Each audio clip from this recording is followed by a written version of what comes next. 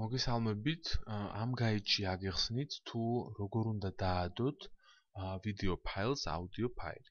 ამისათვის შევიდეთ ვიდეო მენეჯერში და შევარჩიოთ ნებისმიერი ვიდეო ფაილი. პირობითად შევარჩიოთ ეს ფაილი.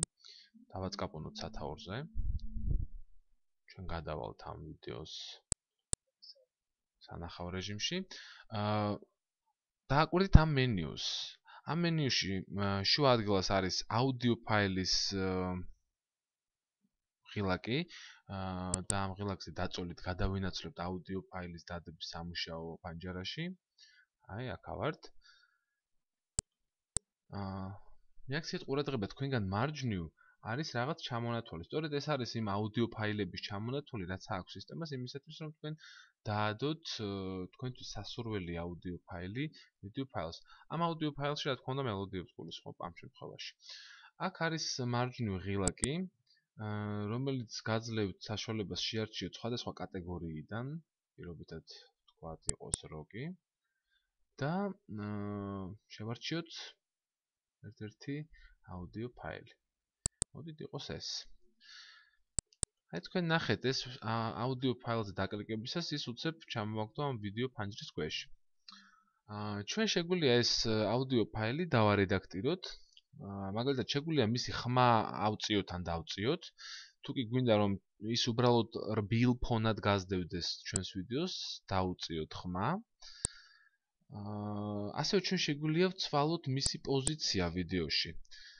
პირობითად ჩვენ გვინდა რომ მელოდია ჩაერთოს არა ვიდეოს დაწყებისთანავე, არამედ ცოტათი მოგვიანებით. ჩვენ შეგვიძლია მივიტანოთ კურსორი, დავაჭიროთ და ხელის აუღებლად, თითის აუღებლად გადავაადგილოთ. ამ შემთხვევაში ვიდეო ცოტა ადრე დაიწყება და როდესაც მოვა ვიდეო აუდიო ფაილამდე, მაშინ აუდიო ფაილიც თან ჩაერთება.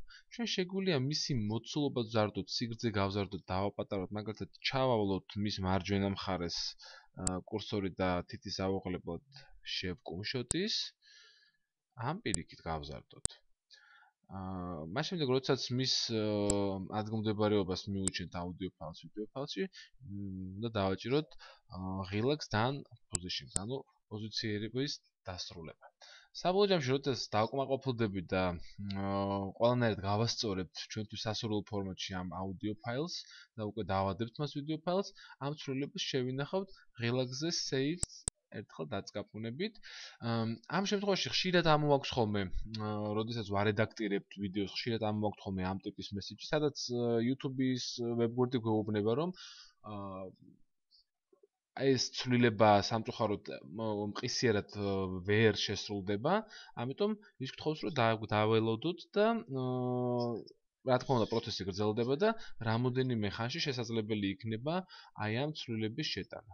დავაწვეთ ამ შემთხვევაში OK-ს და დაველოდოთ ჩვენს პლეილისტში YouTube აუცილებლად დაადებს ამ ვიდეოს აუდიო ფაილს და აუცილებლად შეინახავს ამ ცვლილებას. სულ ეს იყო. დიდი მადლობა.